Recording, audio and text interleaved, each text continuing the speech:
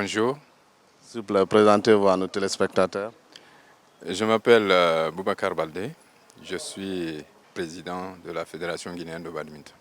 Justement, badminton est une discipline qui n'est pas trop connue en Guinée. Parlez-nous, c'est quoi le badminton?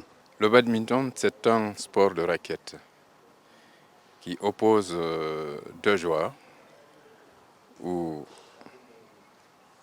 en simple et en mixte, en double mixte, sur un terrain séparé par un filet. Les joueurs échangent des tirs de volant et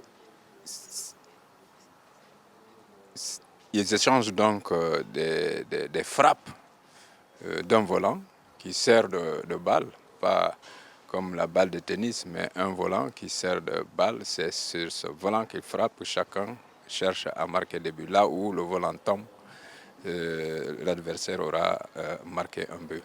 C'est ça à peu près le sport, c'est ça à peu près le badminton. Oui, quelle est la différence entre ce badminton et le tennis ball? La différence d'abord, c'est au niveau des outils qui sont utilisés.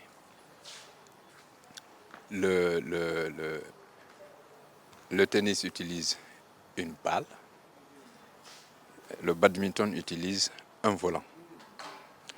Les dimensions du terrain ne sont pas les mêmes et même si les règles sont à peu près les mêmes, quand tu frappes, quand ça tombe dans le camp adverse, tu auras marqué un point, mais du point de vue technique, c'est différent. Oui, la Guinée a aujourd'hui combien de pratiquants, combien de babistes, comme vous les appelez, et combien d'arbitres ou entraîneurs? Les pratiquants sont nombreux. Ils sont nombreux parce qu'ils sont dans plusieurs écoles. Et au niveau des licences, c'est-à-dire ceux que nous utilisons pour les compétitions ici ou ailleurs, ceux-ci ne sont pas assez nombreux encore, mais ceux qui pratiquent dans les écoles, dans les quartiers, ils sont des centaines, ils sont très nombreux, puisque vous savez que le badminton vient d'être introduit dans notre pays il y a peut-être 5-6 ans. Et donc nous avons pu participer aux Jeux africains d'Alger, aux Jeux africains de la jeunesse d'Alger en 2016. Et puis dernièrement, on a participé aux Jeux africains de Rabat. Et puis on a été une fois aussi au Niger, à un stage, on a envoyé des badistes et puis un entraîneur. Et à l'intérieur du pays ici, nous faisons beaucoup de compétitions scolaires, des tournois scolaires pour créer de l'émulation, de l'engouement au niveau des scolaires qui aiment bien ce sport-là.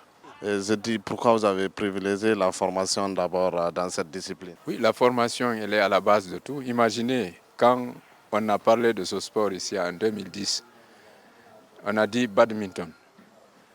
Chaque fois qu'on s'adresse à quelqu'un, on parle de badminton, il dit c'est quoi? C'est quoi badminton? Et nous, on n'avait personne à qui il faut faire face pour dire viens nous apprendre c'est quoi le badminton. Il n'y en avait pas. Tout le monde s'interrogeait c'est quoi le badminton. Donc on est parti du néant en fait. Il n'y avait rien. Personne ne connaissait.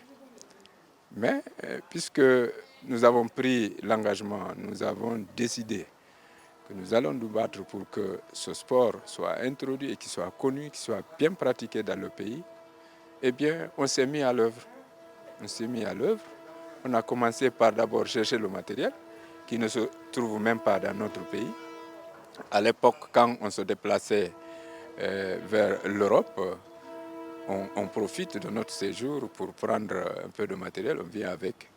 Et petit à petit, quand on a eu le matériel, on a eu les agréments exigés ici dans notre pays. On a cherché à nous affilier à la Fédération internationale, à la Confédération africaine. C'est à partir de là que nous avons eu des experts, nous avons cherché des ressources On a demandé des experts à ces confédérations et fédérations-là pour, n'est-ce pas, nous permettre de former un noyau d'entraîneurs. Un noyau d'entraîneurs. En 2016, nous avons formé 17 entraîneurs.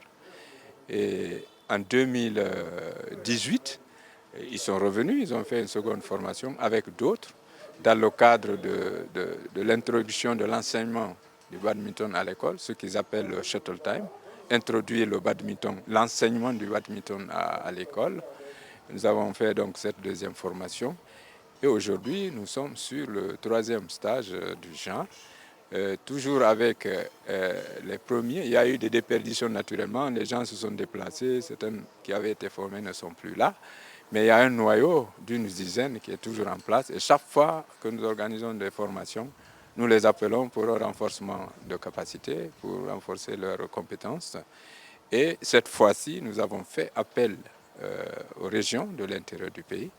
Chaque région a identifié un jeune sur la base de critères que la fédération a définis et pour qu'il vienne apprendre ici auprès de cet entraîneur togolais pendant une dizaine de jours, n'est-ce pas, apprendre ce que c'est que le badminton et se constituer en entraîneur de badminton à l'intérieur du pays.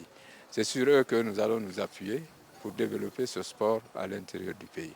Où peut-on pratiquer ce sport? On le pratique et en salle, si on en a, et en plein air. Ici, comme en Guinée, il n'y a pas de salle de sport de ce genre-là, on peut le pratiquer en plein air. Il y a le air badminton qui est en train d'être développé par la Fédération mondiale, qui se propose même de nous apporter du matériel adéquat, du matériel adapté à cette pratique à l'air libre. Monsieur Boubacar Baldé, merci. Merci beaucoup à vous aussi. C'est moi qui vous remercie.